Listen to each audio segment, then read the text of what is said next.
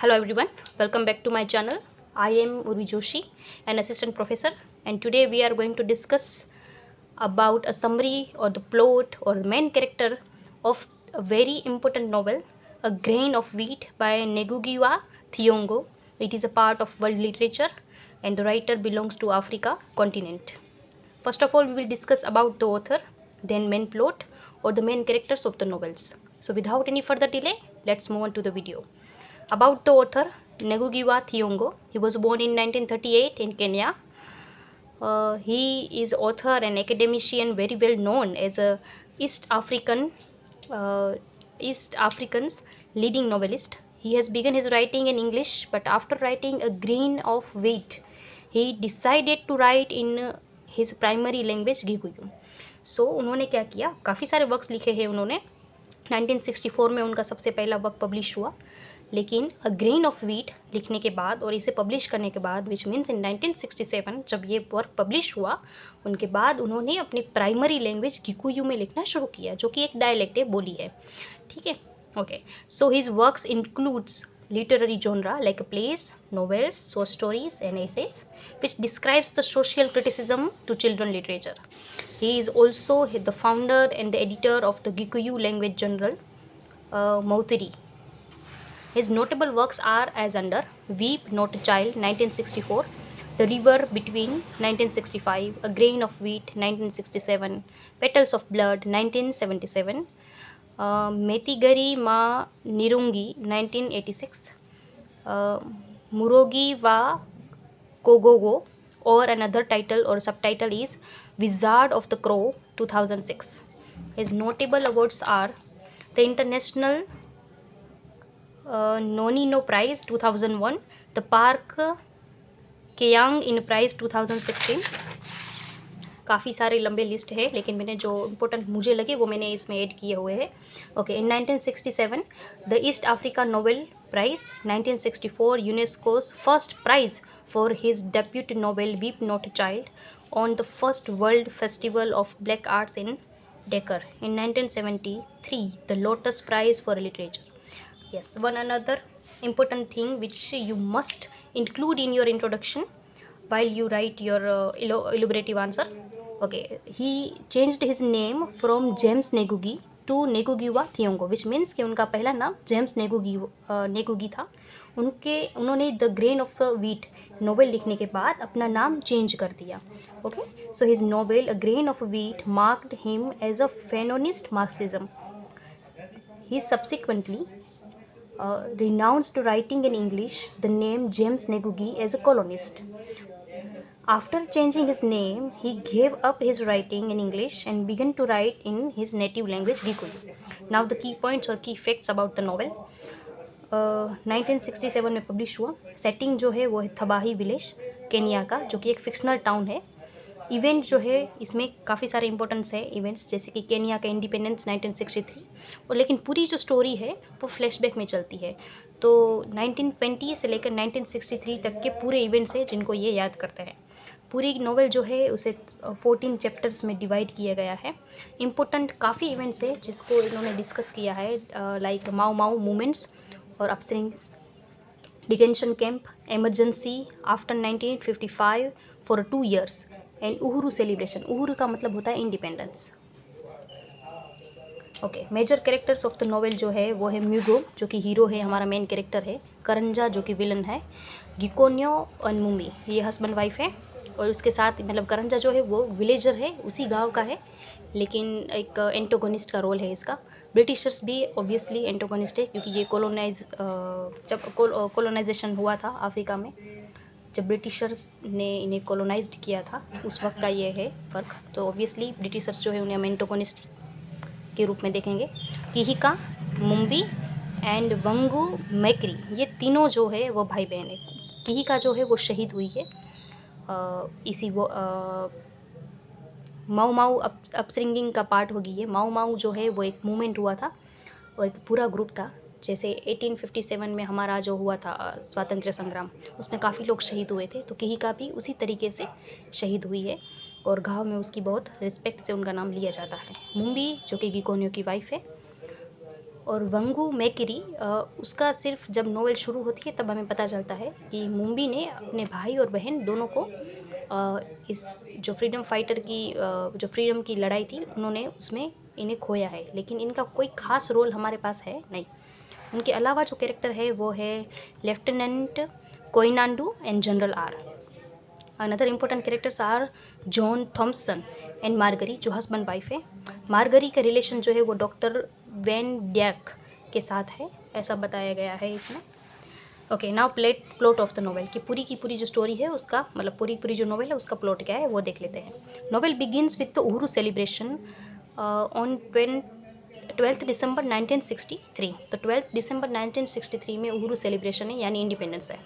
Before 4 days or 4 days before, villagers decides that Mugo will be the village chief after independence celebration। तो सब गांव लोग के जो लोग हैं उन्होंने डिसाइड किया कि म्यूगो जो है उसे हम विलेज चीफ बनाएंगे उहरू सेलिब्रेशन के बाद। तो ये बात है 4 दिन पहले की, ठीक है। तो 12 दिसंबर को सब लोग सेलिब्रेशन करने वाले हैं, 4 दिन पहले की बात है। तो 8 दिसंबर से हमारी नोवेल शुरू हो रही है। Okay, because he has done so much for this land, they requested him to deliver a speech on the auspicious day. He is a hero in village's eye, but he is suffering from a pain which is not a physical pain, but he has a dark secret buried in his heart, which guilt is more than the pain he has faced in a detention camp. With this main character, there are other major characters like Gikonyo, Karanja, General R, Mumbi, who all have some past memories which heated them time by time. So novel switches between the present to past and past to present. तो अब हुआ क्या है कि पूरे villagers जो है सारे लोग उन्होंने मुंबई से रिक्वेस्ट किया है, सॉरी म्यूगो से रिक्वेस्ट किया है कि आप हमारे विलेज चीफ बनिए और उहरू सेलिब्रेशन के दिन आप एक स्पीच दीजिए, क्योंकि आप हमारे हीरो हैं, आपने बहुत कुछ किया है हमारे लिए। लेकिन म्यूगो जो है वो खुद एक पेन में है। अब वो पेन जो है वो फिजिकली पेन नहीं है, हालांकि उन्हें डिटेंशन कैंप में जब डाला गया उस वक्त पे ये बहुत आम बात थी, जिस पर भी हमें डाउट जाए कि ये इंसान जो है वो आज़ादी के लिए किसी भी चीज़ में इन्वॉल्व है तो उन्हें पकड़ के डिटेंशन कैंप में डाला जाता था और उन्हें फिजिकली टॉर्चर किया जाता था। ये बहुत आम बात है, कहीं कोई भी लिटरेचर आप पढ़ोगे जो कॉलोनाइज्ड एरिया का होगा उसमें हम ये चीज़ सेम देखेंगे। सेम चीज़ म्यूगो के साथ हुई।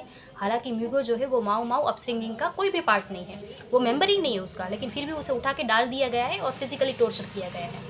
अब उसे जो पेन हो रहा है वो डिटेंशन कैंप में 4 साल रहा, 4 साल के बाद जब वो वापस आता है उसे जो पेन हो रहा है which is not physically pain, क्योंकि पूरी दुनिया की नज़र में वो हीरो है। एक गिल्ट होता है ना, आपका ऐसा कर्म जो सिर्फ आप ही जानते हो कि ये मैंने गलत किया था।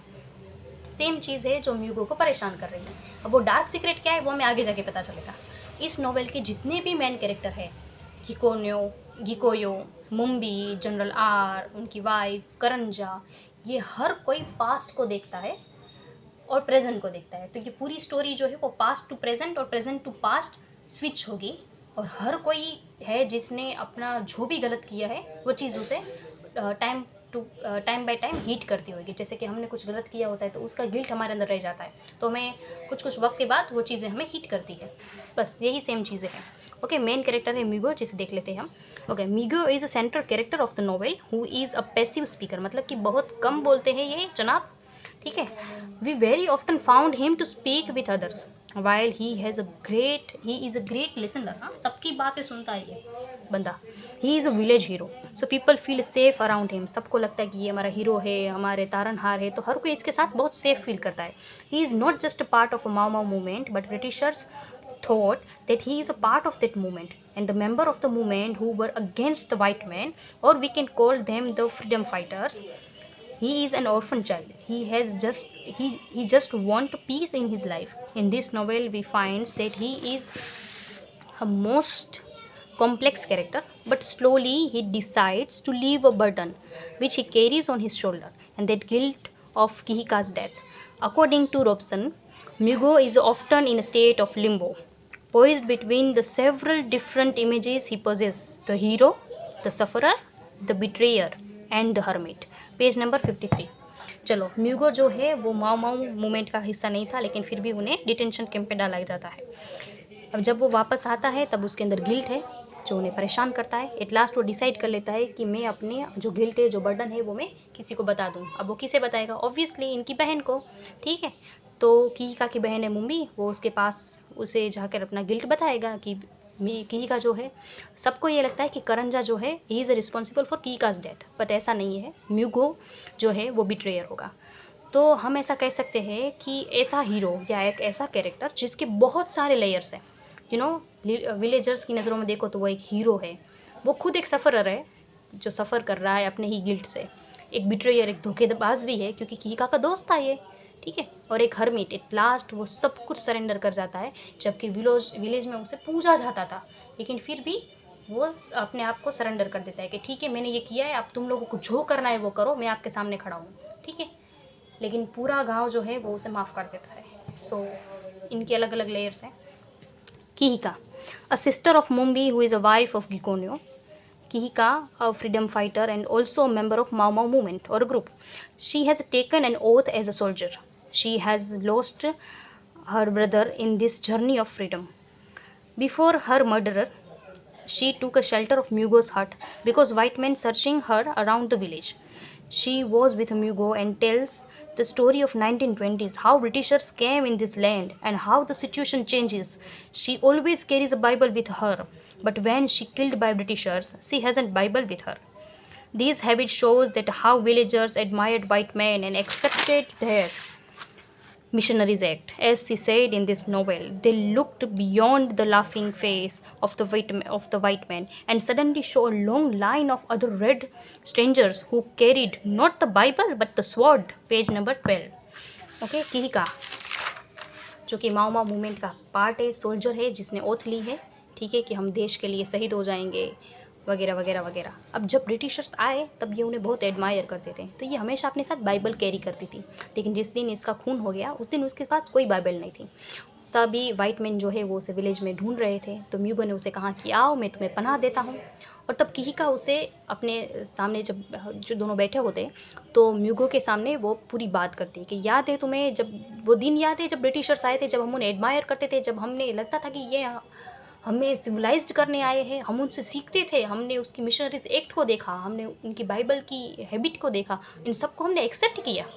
और फिर क्या देखा हमने, फिर हमने देखा कि एक ब्रिटिशर के पीछे रेड कपड़े वाले काफ़ी सारे सोल्जर्स आ रहे हैं, लेकिन हाँ उनके पास बाइबल नहीं है, हाँ उनके पास बाइबल नहीं है, उनके पास तलवार है, और उन्होंने धीरे धीरे हमसे हमारी ज़मीन, हमारा घर, सब कुछ छीन लिया, सब कुछ छीन लिया इन्होंने, ठीक है। अब जैसे ही किहिका यहाँ से बाहर जाएगी, म्यूगो ब्रिटिशर्स को बताएगा कि किहिका कहाँ है, और उसके बाद उसकी मौत हो जाएगी, ठीक है। तो ये म्यूगो को ये गिल्ट है जो जनाब लेके घूम रहे अपने दिल पे। हाँ, Kihika summarise the words of his brother who is the speaker of a big ovulation for crowds when he said this isn't 1920, मतलब वो कहता है कि मेरा भाई मुझे कभी कभी बोलता था कि ये 1920s का वक्त नहीं है, मतलब कि अब अंग्रेज़ बदल गए, हम जो सोच रहे हैं ये वैसा नहीं है। We went to the church Mubia in white robes, open the Bible, हम जाते थे चर्च में, है ना, और बाइबल को खोलते थे। He let us knee down to pray, हमें कहते थे कि घुटनों के बल पर बैठो और प्रार्थना करो। वी नेट डाउन मुबिया, let us shut our eyes, वो कहते थे कि आंखें बंद करो। वी डिड, हमने किया। You know his remained open so that he could read the word. When we opened our eyes, our lens was gone and the sword of flame stood on guard. As for Mubia, we went on reading the word, beseeching us to lay our treasures in heaven where no mouth would corrupt them, but he laid his on earth, our earth. Page number 15. कहती है कि हमने, जब वो कहते थे कि pray करने के लिए अपने घुटनों पर बैठो तो हम बैठते थे, कहते थे आंखें बंद करो तो हम आंखें बंद करते थे, लेकिन वो लोग अपनी आंखें खुली रखते थे, उन्होंने अपनी आंखें बंद नहीं की। हाँ, लेकिन जब हमने अपनी आंखें खोली तब हमने क्या देखा, तब हमने देखा कि उनके हाथों में तलवार थी, उन्होंने अपनी ज़मीन, अपना घर, सब कुछ ले लिया। एट लास्ट हमारे पास कुछ नहीं रहा। ये बात वो म्यूगो से कहती है। Gikonyo and Mumbi, husband wife है ये। Gikonyo was a carpenter living in a village, ठीक है, ये में आ सकता है। With his wife Mumbi, he eventually became a great merchant, धीरे धीरे ये ग्रेट मर्चेंट बन जाएगा। He is a member of Mau Mau group, हाँ, तो ये भी सोल्जर है, इसने भी ओथ लिया है। एक म्यूगो ही है जिसे ये लोग समझते हैं कि माओ माओ मूवमेंट का या माओ माओ ग्रुप का हिस्सा है, लेकिन वो नहीं होता। ठीक है, okay, that's why he was arrested and sent to detention camp for 6 years। Okay, तो ये 6 years के लिए रहा है और म्यूगो जो है वो 4 year के लिए रहा है। He endured the torture of Britishers, he suffers a lot physically and mentally. At last he gave up and decided to speak the truth. In this way he broke his oath. His family, especially his wife, also suffers a lot after he was arrested by the white man. It was a time when colonizers were ready to snatch the lands and empower themselves. They tortured villagers as colonizers generally did with colonized people. तो same story है। 6 साल तक ये detention camp में रहा। जब ये नहीं थे जनाब तब इनकी बीवी को बहुत परेशान किया गया, इनकी ज़मीन ले ली गई, बहुत कुछ हुआ। एनीवेज, तो ये एक कॉमन स्टोरी है जो हम हर जहाँ पर भी कॉलोनाइजर्स रहे होंगे वो सुनेंगे। In detention camp Gikonyo recalled his village life from the Britishers arrival. तो ये सोचते हैं कि जब ब्रिटिशर्स नहीं थे तब क्या था, जब वो आए तब क्या था। ये सारा डिटेंशन कैंप में वो अपने पास्ट को याद करता है। When he freed by the Britishers after his confession, he was free by Britishers but he has a deep guilt inside his heart to betray his Mau Mau members. लेकिन क्योंकि उसने माओ Mau group का member होने के बावजूद भी उन्होंने oath या शपथ जो ली थी वो तोड़ दी। ठीक है, इसका गिल्ट उसके दिल में रहा कि मैंने गद्दारी की। ठीक है, इनका यह था कि हम मर जाएंगे लेकिन मुंह नहीं खोलेंगे, लेकिन इसने मुंह खोल लिया। Anyways, when he reached home another shock was waiting for him. जब ये वापस घर आया और इन्हें लगा कि मेरे सारे ज़ख्म भर जाएंगे, एक और शॉक इनके लिए इंतज़ार कर रहा था। And that was his wife was pregnant by another man. He collapsed completely. He felt coward, helpless, lonely to see that. जब वो आता है तब उसने देखा कि उनकी वाइफ जो है वो प्रेग्नेंट है, किसी और के बच्चे की माँ बनने वाली है। As he says, she too had changed, almost in whisper. बहुत slowly उसने कहा कि वो भी बदल गई है। God, where is the Mumbai I left behind? Page number 61. चलो, तो फिर उसने कहा कि हे भगवान, कहाँ गई वो मुम्मी जिसे मैं अपने पीछे छोड़ के डिटेंशन कैंप में गया था। अब वो नहीं रही, वो बदल गई है। Gikonyo was in a deep pain. He recalled his past from a childhood, how they means Gikonyo and Mumbi met, how they were fallen in love, the day when she has chosen him. He hates himself for these and most important things. Still, he didn't know the name of that man whose baby her wife carried in her womb. Gikonio met to Mugo and they recalled the fascinating days when train came into their village and they daily go to see the iron snake. Okay, iron snake जो word है वो train के लिए use किया गया है.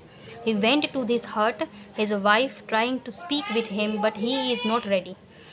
He left the hut, but then Mugo arrived in his hut. She confessed her mistake with whole reality, like how colonizers treated him and how she permits करंजा. तो अब यहाँ हमें पता चलेगा कि करंजा का बच्चा है जो इसके पेट में पल रहा है. To make her love, and this moment Mumbi became a light, but Mugo felt so guilty because he has buried the dark secret of Kika's death, which wasn't revealed still now. Okay, अब तक उसने नहीं बताया. Now these conversations heard by Gikonio, he became angry because Karanja also belonged to this land. How could he be so selfish and use his wife? In this anger, he beated his wife. She left the home and started living with her parents. Their parents trying to console her and advised her to handle this situation peacefully. Her words, which are remarkably presents the scenario of villagers and village after their male sent to the detention camp. यहाँ तक का देख लेते हैं.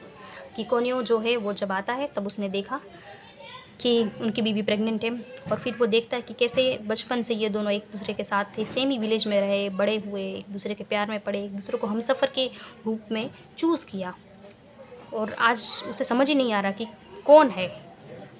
ठीक है, anyways आगे बढ़ते हुए जो गिकोनियो है वो म्यूगो से बात करता है कि याद है जब पहली बार ट्रेन आई थी और हम लोग देखने के लिए जाते थे, एक भी दिन में मिस नहीं करता था ट्रेन देखने का और सब लोगों को लगता था कि ये आयरन स्नेक है. मतलब कि ब्रिटिशर्स के लिए इन्वेंशन था लेकिन हम लोगों के लिए ये किसी जायंट से कम नहीं था.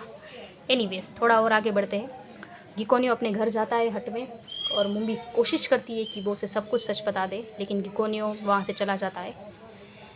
उसके बाद म्यूगो आता है और ये म्यूगो के सामने अपनी सारी सच्चाई रखती है कि जिस दिन इसे डिटेंशन कैंप में लाया, मतलब गिकोनियो को ले गए, अरेस्ट कर गए, उसके बाद मेरी माँ की झुपड़ी जो थी उसे जला दिया गया। उसके बाद मैं अपनी माँ को अपने साथ ले आई। हम सब लोग देख रहे थे, लेकिन हम में से कोई कुछ भी नहीं कर पाया। करंजा उसी दिन से हमारे पास आता था, लेकिन कभी भी हमने उसे भाव नहीं दिया। 6 साल तक हमें गिकोनियो की एक भी न्यूज़ नहीं मिली। हमें पता ही नहीं था कि गिकोनियो जी रहा है या मर गया है। सिर्फ एक उम्मीद थी जिसके सहारे हम सब लोग जी रहे थे। एट लास्ट करंजा एक दिन आता है जिसके सामने लिस्ट है, और उसके हाथ में जो लिस्ट है उसमें वो दिखाता है कि देखो, गिकोनियो को अब बाइज़्ज़त बरी किया जाएगा, मतलब कि वो आज़ाद हो जाएगा। उस दिन मैं भी खुश हो गई, और बस वही कुछ लम्हे थे जिसमें मैंने खुद को करंजा को सौंपा। जब ये बात गिकोनियो सुनता है, उसके बाद इन दोनों हस्बैंड वाइफ के बीच हाथापाई होती है। सॉरी, हाथापाई तो नहीं कह सकते, लेकिन उसके बाद इसके पति इस पे हाथ उठाता है। मैडम घर छोड़ के चली जाती है। उनके पेरेंट्स उसे, मतलब उसकी माँ उसे कन्विंस करती है कि ये जो भी सिचुएशन है उसे पीसफुली हैंडल करो। लेकिन गिकोनियो कहीं ना कहीं नाराज़ इस बात से भी है कि करंजा इसी विलेज का है, वो तो ब्रिटिशर नहीं है, कैसे उसने ये सब कर लिया। ओके, ये कोटेशन अगर आपको याद रहे तो आप लिखे, नहीं रहता तो समझ लो। Okay, one evening they came to our huts, they burned my mother's hut, but we were helplessly looking them. They looted our home, and we paid a price for that. They made us believe that our dear ones who are in detention camp will never come back. We didn't know whether they were die or alive. One day suddenly Karanja came and saw the list of the culprit who are going to be free. Okay, और इसके अंदर इसके पति का नाम होगा। चलो, करंजा antagonist of the play. He is a villager of Tabai and works for John Thomson in Githiya. Githiya जो है वो एग्रीकल्चर का क्या कहते हैं, वर्क स्टेशन है, तो ये वहाँ पे काम करता है, ठीक है, और जॉन थॉमसन के अंडर में काम करता है। In young days he was a friend of Gikonyo, Kihika and loves Mumbi. तो ये जब ये सब लोग एक ही साथ बड़े हुए हैं, तो गिकोनियो और किहिका का दोस्त था, और इसे मुम्बी बचपन से पसंद थी या यंग डेज से पसंद थी। But Mumbi has chosen Gikonyo as a life partner. तो मुम्बी ने गिकोनियो को चूज़ किया, विच hurts him a lot, and after emergency his friend are going Mau Mau and arrested and taken into the detention camp. He joins British colonial force, betraying his country, and this way he manipulates people and takes an advantage of his position, as he has taken advantages of Mumbi's situation, which at last haunts him after independence, and he leaves the village and decided to live alone far from the villagers. At last क्या होता है, करंजा की अगर बात करें तो ये सब लोग एक साथ ही बड़े हुए। अभी इसे गिकोनियो और किहिका की दोस्ती थी और इन्हें भी पसंद थी, लेकिन कहीं ना कहीं मुम्बी जो है उन्होंने गिकोनियो को लाइफ पार्टनर बनाया। जनाब हर्ट हो गए। फिर जब इन्हें मौका मिला तो इनका था कि हम भी क्यों छोड़े मौका, है ना। ठीक है, चलो, इमरजेंसी लगाई गई, और इमरजेंसी लगाने के बाद उससे पहले ये माऊ माऊ के मेंबर बन चुके थे। ओके, मतलब कि ये भी माऊ माऊ का मेंबर था, जैसे इनके दोस्त थे। इमरजेंसी के बाद क्या हुआ, इनके जो दोस्त थे उन्हें डिटेंशन कैंप में डाल दिया गया, और जनाब जो है उन्होंने ब्रिटिश कॉलोनियल फोर्स को ज्वाइन कर लिया। और ऐसे उन्होंने पहले अपने देश के साथ गद्दारी की, और फिर उनके जो बुरे कर्म थे वो उन्हें परेशान कर रहे थे। एट लास्ट उन्हें समझ में आ रहा था कि अब जब ब्रिटिशर्स यानी कि जॉन थॉमसन और मार्गरी ये जा रहे हैं, तब इसके पास कुछ भी नहीं रहा, मतलब कि अब ये अपने पावर और पोजीशन का मिसयूज़ नहीं कर सकते। एट लास्ट उसे अपने ही कर्म जो है वो परेशान करते हैं। एट लास्ट वो डिसाइड करते हैं, मतलब करंजा डिसाइड करेगा कि अब मैं विलेज में अकेला रहूँगा। At the end of the novel क्या होता है, Mugo reveals the secret that he is responsible for Kihika's death and Karanja is not responsible for that. Last Mugo accept कर लेगा कि जो कुछ भी हुआ किहिका के साथ उसके लिए रिस्पॉन्सिबल म्यूगो है, करंजा नहीं। General R became village head. General R जो है वो विलेज हेड बन गए। गिकोनियो हैज़ एक्सेप्टेड हिज मिस्टेक। उन्होंने सोचा कि जो कुछ भी हुआ वो परिस्थिति के वश हुआ, कहीं ना कहीं उन्हें अपनी बीवी पे हाथ नहीं उठाना चाहिए और अब नई शुरुआत करनी चाहिए। तो ये अब जॉन थॉमसन और उनकी वाइफ वो भी गांव छोड़ के चले जाते हैं, क्योंकि ब्रिटिशर का राज खत्म हो गया। अब ये करेंगे क्या यहाँ पर। Okay, now last, John Thomson and Margery. John Thompson and Margery are a couple who are representing colonial power in Kenya. John means ये John Thompson is a British administrator, initially appearing as a champion of colonialism who is very ambitious and wants to spread a British Empire in the world. While his personal life is disturbed, his wife Marjorie has an affair with Dr. मैंने आगे नाम दिया था या मैं भूल गई हूँ, मैं ऐड कर दूँगी. ओके, तो PDF में आपको मिल जाएगा. Who believes that her husband didn't know how to deal with the woman.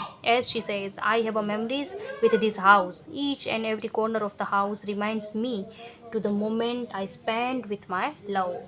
चलो, लास्ट में हम कह सकते हैं कि जॉन थॉमसन और मरगरी जो है वो कॉलोनियल पावर को रिप्रेजेंट करते हैं. ये एडमिनिस्ट्रेटर है ब्रिटिशर का, और ये चाहता था कि ब्रिटिशर्स के साम्राज्य जो है वो पूरे वर्ल्ड में ऐसे ही आगे बढ़े.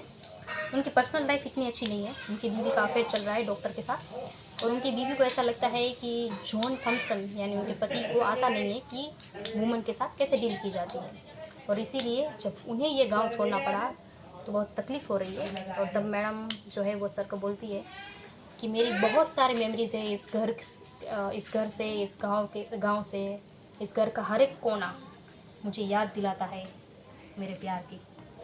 ओके, पॉइंट्स टू रिमेंबर, क्या क्या चीज़ें हैं जो हमें याद रखनी है. थीम की बात करें तो कॉलोनाइजेशन, गिल्ट और betrayal, greed and capitalism. Agriculture office जो हेड ऑफिस है वो है गिथिया में, जो कि नियर विलेज इन थबाई.